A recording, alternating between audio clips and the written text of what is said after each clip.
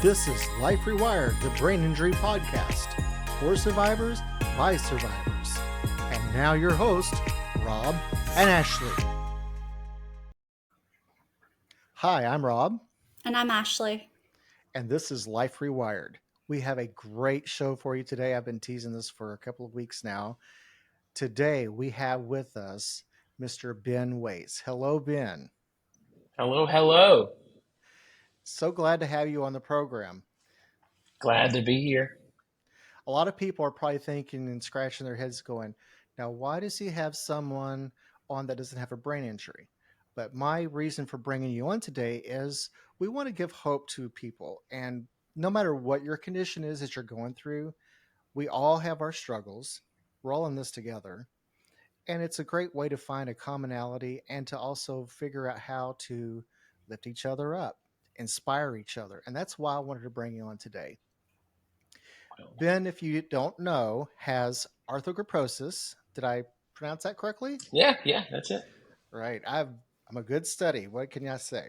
So, Ben, let's go ahead and start and introduce yourself and tell everybody a little bit about what arthrogryposis is. Yeah, sure.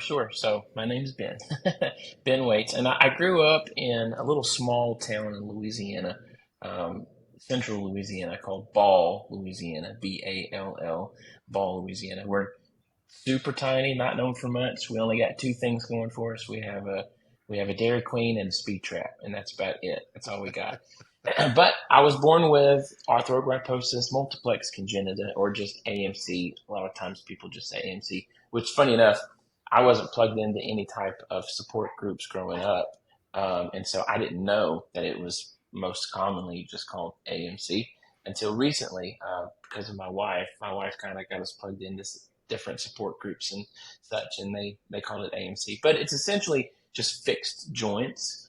So I'm not paralyzed or anything like that. So if you kick me, I'll kick you back. But all of my joints are locked into place. So it's almost like concrete is poured on each joint. So my shoulders are locked, my elbows, my wrists, my knees, hips, all of that is locked into place. And depending on the person, it has higher degrees of severity. For me, it's actually not. It's not as bad as it could be. That's for sure. It does have me limited in a way where I can't walk, so I am wheelchair bound. But there are some. I had a friend that I knew in school who actually had surgeries all through his early childhood stages, and was allowed to walk that way through different surgeries. So it's got a lot of different manifestations, if you will, in the way that it looks physically, but that's kind of the gist of it. Awesome. Yeah, thank you for sharing that with us. I originally discovered you a few years ago. I don't know how long you've been traveling. If you don't know, Ben is a gospel singer, and I am a gospel fan, so I'm like super fanning right now. But I just discovered him one day on YouTube with a group that I grew up listening to, Allison Spear, and her husband Brian. Yeah. So just one day I'm watching it and I'm like, oh, Allison's got a group. That's awesome. And I'm like, well, who's this guy? And I heard him sing and I'm like, oh my goodness, this guy can welt it out. So if you haven't had the pleasure of listening to him sing, you have a YouTube channel, correct? I do. Okay. And I'm going to link that in the description as well, because I want people to go and listen to this, because this guy has the pipes on him. I can sing a little bit, nothing to write home about, but he can carry a tune. So I'm curious to know, how did you end up meeting up with Allison Spear? So I met the Spear family, the entirety really of the Spears except for Brock. I met Ben and Mary Tom and Rosie, all through Ben Spears' Stamps Baxter School of Music, which was held in Nashville, Tennessee. Still is, actually. They had it just a few weeks ago throughout the summer. And so I would say maybe since 2004, maybe 2005, somewhere in there, I started going to that school. I started singing when I was 11 years old, so about 2000, 2001, somewhere in that is where I started singing, and I knew that I wanted to have this education, and so I was going to the Stamps Baxter School of Music, and Allison was a teacher there, along with so many amazing Gaither Yeah. Homecoming people. So I met a lot of great people through that, and just through the years, we've became really really close. And one morning, Brian woke up early in the morning and he looked at Allison and he said, "My people's music is going, and I can't take that anymore. I can't let that be." And so they started the group, the New Spear family, and they reached out to me and asked me if I would fill the lead singer position. That's Awesome. awesome. They made a great choice. Well, thank you. Yeah. We've definitely had some fun. Oh yeah. Now, are you all still traveling together, or you just kind of do We your had own solo thing? We haven't in a while. We're still technically together, but Allison has gotten into women conferences a lot, and Mm. so that's keeping her busy. And then my own solo schedule has kind of kept me running. Like this month has been swamped, and I get Yeah. this weekend. This is my only weekend off for this month. Yeah. I looked at your schedule. I was like, wow, you this guy's going places. Trying to. Now we need to get you in Indiana, Southern Indiana. Hey, you know what? We can probably make that happen. I just gotta have some connections in Indiana, and I just got an inquiry asking if I'd come up somewhere in there. I'll have to look. Yeah, I would love it. I'll promote the heck out of it. I can tell you that right now. I appreciate that. More than welcome to come visit us in Pennsylvania too. Yeah. Yeah. After he's done in Indiana, he'll come see me. Exactly.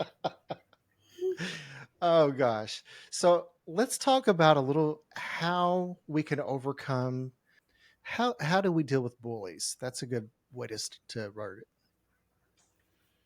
Man, that's such a complex topic Mhm. in my view. I didn't have so I was very blessed, and all through school, I did not receive any of that kind of treatment for me, and I know that that's very much abnormal, and Yeah. so many people, whether or not a person has a physical disability or not, or even just a neurological one, an unseen disability, Yeah. even the people that are just, I guess if you want to say normal, I don't know if anybody's normal, but for those that are normal, quote unquote, even they receive bullying, and so Yeah. there has to be something to this. The only thing that I can say is a level of confidence in oneself plays a big part. And Yeah. the reason that I say that is I did not grow up at all with a thought process of I have a disability. My thought has always been, and it was instilled in me as a young child, that I have a physical challenge. And so what that means is anything I want to do can be done. It just Mm. may have to do it differently. And so with that mindset in me, I never really viewed anything as impossible or I couldn't do it or anything like that, right? And then of course my grandparents were just, especially my grandmother, she was so big on if there's anything that I wanted to be involved in, she was going to make sure I was involved in it one way or the other. And that is, she did a phenomenal job with that. And with it came a lot of confidence, not egocentric, nothing where it's like, oh man, I'm so awesome. It's nothing like that, but it's definitely I know I can do that. And there's been so many things that have happened through my life only simply because I believed that I could. Singing with the Spears, being a part of the Gaither Homecoming Choir, and on different avenues. All of that kind of stuff is being on America's Got Talent. That was something that happened a couple of years ago. It was just because in my mind I believed, yeah, I can. I mean, I can accomplish whatever I want to accomplish if I actually put some effort behind it, Yeah. and and really go for it. And I'm sure this probably translates into your world as well. when people do for you, it's not that they're taking your ability away. You just and this is how I've experienced it. So Hmm. you can tell me if this relates to you. But when people just do for you, it makes you feel less. It Mm. does me. It's like I can do it. I want to try. Yeah, for sure. You get a what's the trying to think of the right phrasing in this. You lose a sense of Self if that worth. yeah, a little bit of self-worth. You also, I guess, you lose drive is what I'm where I'm trying to go with that. Yeah. Mm, You start to lose a lot of that momentum, especially when if you have established, I can do this, I can do this, I can do this, and then all of a sudden it's no, you can't, no, you can't. Hmm. You will eventually begin to start to believe, no, you can't. Yeah. That's so true. I would get so down on myself because I spent a lot of time in bed after my injury, Hmm. and I just felt so sorry for myself. And I finally am like, what are you doing? You know, it became sink or swim. Yeah, You have to keep pushing or you're going to sink, yeah, so to speak. yeah, Yeah. absolutely. Ashley, did you have anything you wanted to ask Ben? tell me a little bit more about America's Got Talent. What inspired you to audition and how the process went? Because I don't watch the show, so I wasn't really, Yeah, familiar. yeah. So, funny story about all this. I did not audition for the show. They found me on TikTok, which at the time I didn't even have a TikTok account, but someone had filmed me singing at a concert, and they posted it, and the song blew up. It was like 600,000 views in 24 hours. I mean, it just went Wow. crazy on the internet, and they have talent scouts that just scour the internet, and one of them reached out. In fact, when she reached out, she said, I wasn't even working. It was 11 o'clock at night and I'm laying in bed trying to go to sleep. And I was just scrolling, just winding down. And your song came up. And she said, we have to have you. We have to get you on the show somehow. And she sent me that initial email and I read it and I gave it a little bit of thought and then I deleted the email. I thought, no, thank you. I'm not interested. But then she emailed me again the next few days later or so. She emailed me. She emailed my grandmother. She sent me messages on Facebook and Instagram, and just she went everywhere she could find me. She reached out and said, "I'm a real person."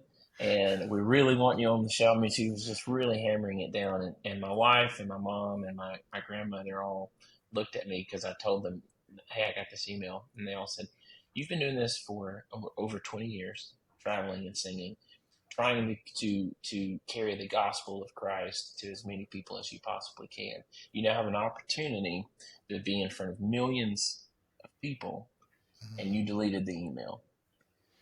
And with that, I said, okay. I mean, you made a good point. So perhaps I'll do it. And so that is how that happened. After that, when I said yes, we immediately went into song selection and trying to figure that out. This really fascinating God story that was in the midst of this that was super powerful. But the song that they actually saw me sing on TikTok was one of my own called "Real as I Believe." I didn't write it, but no one else has sung it, so that's why I say it's one of my own songs. And "Real as I Believe." And when we were recording "Real as I Believe," what we typically do in the studio is we'll take another song already in existence and kind of use it as a guide or a reference, if you will, to just kind of say, I want it to sound like this song. And then we might pull different elements. And so when we were doing Real as I Believe, we actually used my producer Michael Sykes. He said, "Let's use Cyndi Lauper's True Colors as our reference for this track." And I was like, "Okay, sure." And so we did.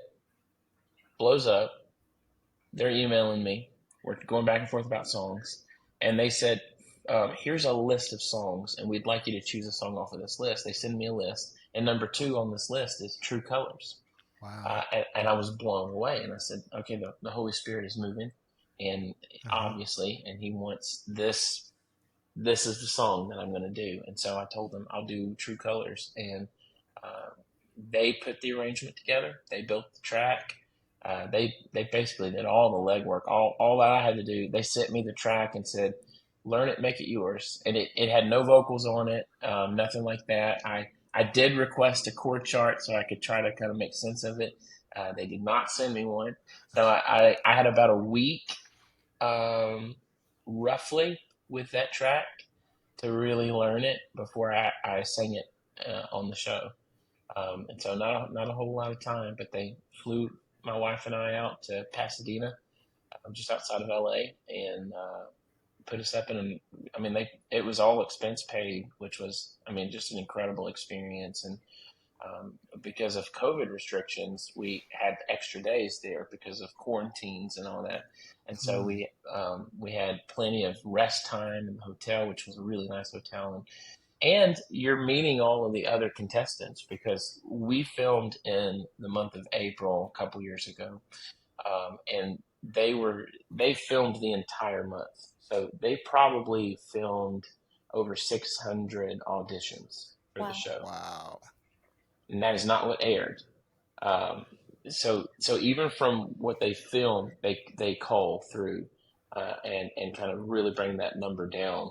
And I ended up technically, I guess you could say, in like 55th place over all these people that came through. So it was a pretty wild experience. But meeting all those other contestants was really cool because we're all kind of there, scared to death, not knowing what's happening.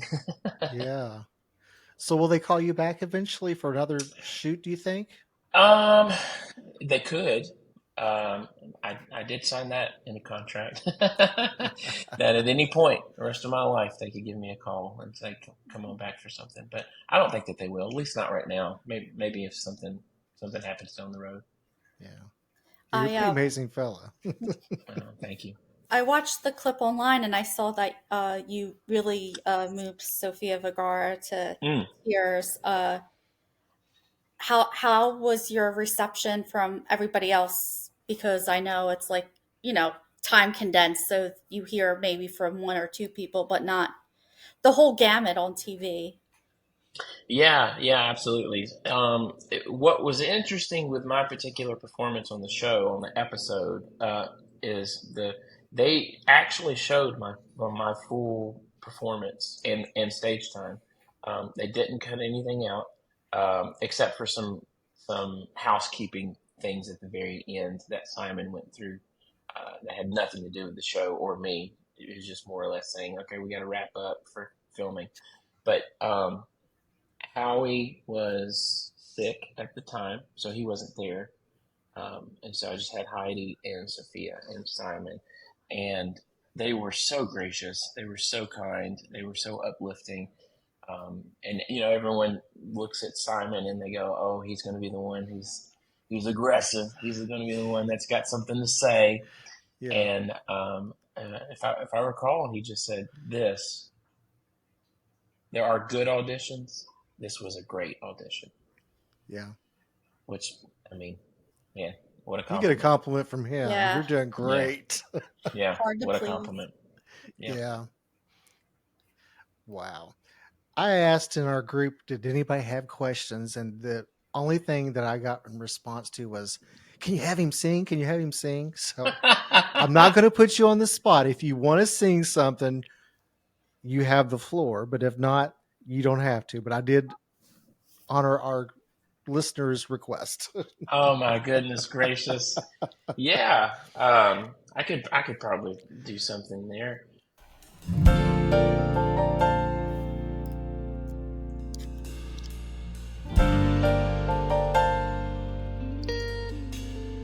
That may not come through with the music, but hopefully my voice will. Life is easy when you're up on the mountain. You've got peace of mind. like you never known. But things change, and you're down in the valley. Don't lose faith, for you're never alone. For the God on the mountain is still God in the valley when things go wrong. He'll make them right, and the God of the good times is still God in the bad times. The God of the day is still God in the night.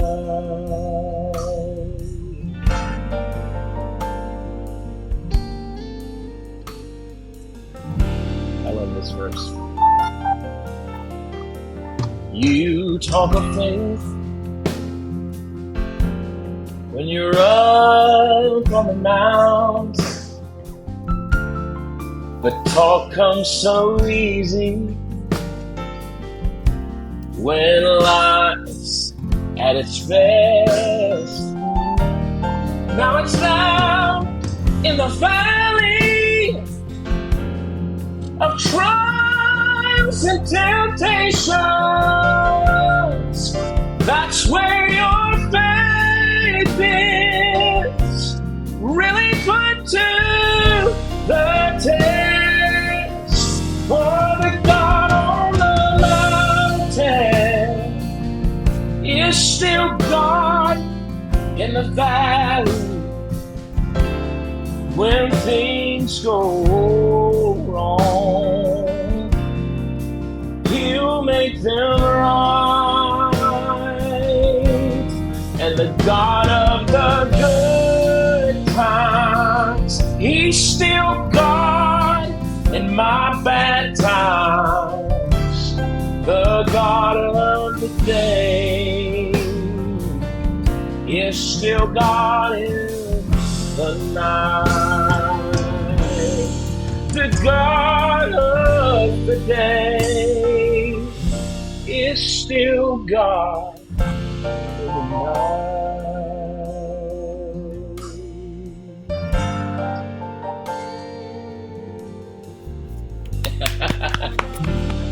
Awesome. Beautiful. Thank you so Thank much. you. That was awesome. Thank you. Thank you. I am so glad you agreed to be here today, Ben. This has been great. It's my honor. Do you have any kind of closing thoughts that you could give to our listeners to give them a little bit of inspiration? Absolutely. You know, so I come from the gospel background. I come from this. I come at life as a Christ follower, and so that shapes and molds my entire perspective, and that is the lens in which I view life as well. But what I've learned through the good news of Jesus, the good news of the gospel, is that no matter what has happened in your life, no matter what you think you've done, no matter what you think some kind of you did all this wrong, or maybe all this wrong was done to you, and now you just feel weighed down, and you're so burdened and heavy to the point that you can't even sleep at night because you toss and turn with all of this that is on your shoulders, and you don't have to carry it. You just don't have to carry it, and it's through His gift of life that you can be set free and you can live. And so anywhere that I have an opportunity to speak about that, that's my number one thing. You don't have to carry the shame, the heaviness, the pain anymore. You can let it go. Amen. Amen to that. Yeah, you have made my day. You just don't know. You really just don't know. Well, thank you so much. Highlight of the Ash, weekend. yes. What a great way to start the weekend, too. Ex- Ashley, I'll send it to you to kick us out here. Don't forget to like, subscribe, and share, and check out Ben's information that Rob will post below. I'm Ashley. And I'm Rob, and this is Life Rewired.